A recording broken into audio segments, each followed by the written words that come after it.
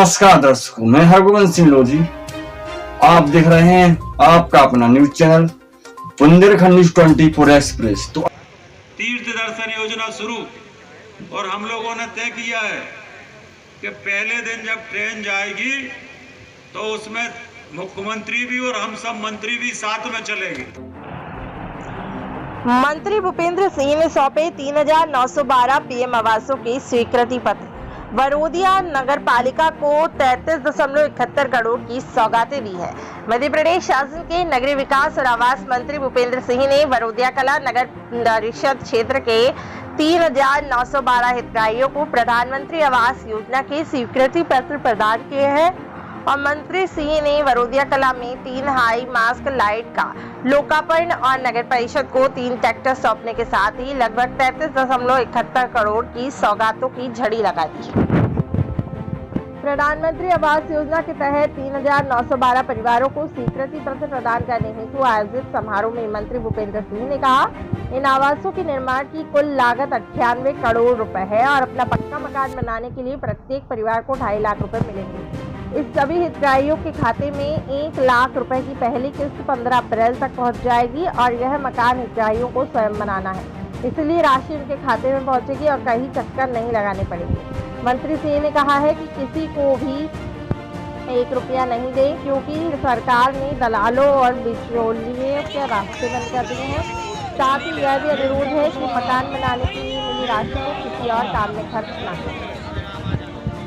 मंत्री सिंह ने कहा कि वरोदिया कला के नगर परिषद बन जाने से ही मकान बनाने के लिए 2.5 लाख रुपए मिल रहे हैं और नगर परिषद की जगह अगर पंचायत होती तो 1.5 लाख रुपए ही मिल पाते और नगर परिषद बनने से ही एक साथ इतने अधिक आवास स्वीकृत हैं। जब 98 करोड़ के आवास निर्माण शुरू होंगे तो मजदूर को काम मिलेगा, निर्माण सामग्री बिकेगी और व्यापार बढ़ेगा और बाजार समृद्ध होगा। उन्होंने कहा, पिछले दिनों बांद्री में उर्मिला हिरवार के घर जाकर उनका गृह प्रवेश कराया, उसके साथ भोजन किया था।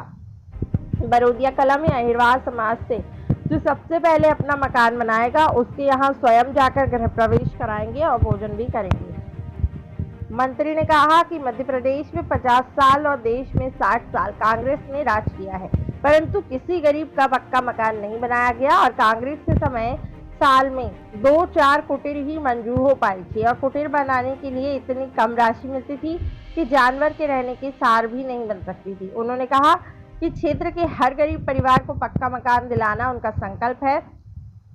अगर वरोदिया कला क्षेत्र में अभी भी कोई छूट रहा है तो अगले महीने से उन्हें भी स्वीकृत कर दी जाएगी। मंत्री ने कहा है कि वरोदिया कला के हर घर में नल से पानी पहुंचे, इसलिए 32 करोड़ रुपए मंजूर कराए गए हैं और निस्तार के लिए हर घर में शौचालय बनवाए हैं। 24 घंटे बिजली देने का काम कर रहे हैं। सरकार ने कोरोना काल के 600 करोड़ रुपए के बिजली बिल माफ भी किए हैं। मंत्री सिंह ने कहा है, वरोदिया कला में स्ट्रीट लाइट और हाई मास्क लाइटें भी लगा रहे हैं और नगर परिषद क्षेत्र के हर गांव में नालियां, सीसी रोड बनेंगे, स्वच्छता के इंतजाम होंगे।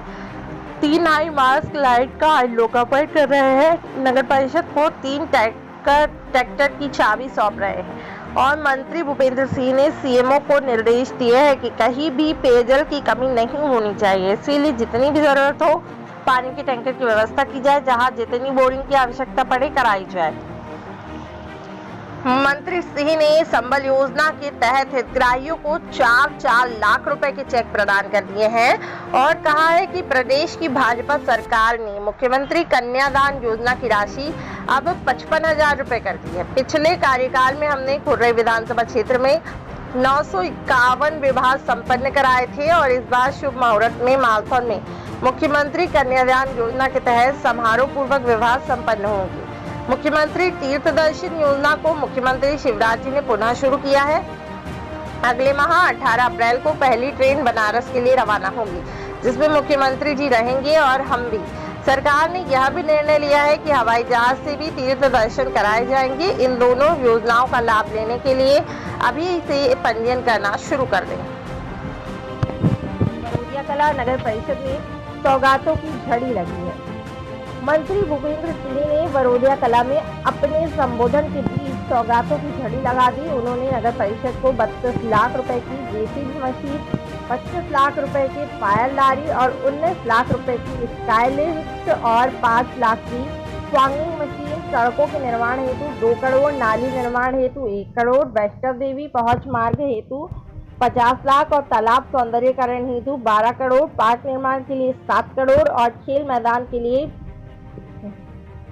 280 करोड़ और शमशान घाट के लिए 1 करोड़, हाईमास्ट लाइटों के लिए और शादी घर निर्माण हेतु 3 करोड़ और बस स्टैंड निर्माण हेतु 2 करोड़ तथा 10 कचरा वाहन के लिए 60 लाख की स्वीकृति की है।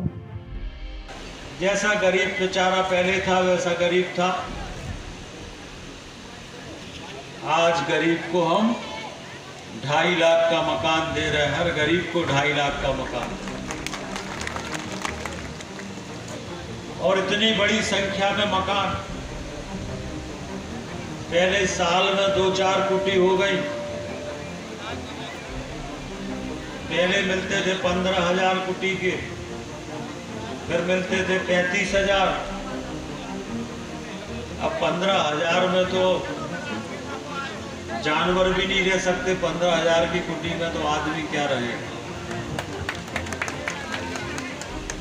और अब हम सीधा दे रहे हैं 2.5 लाख रुपए।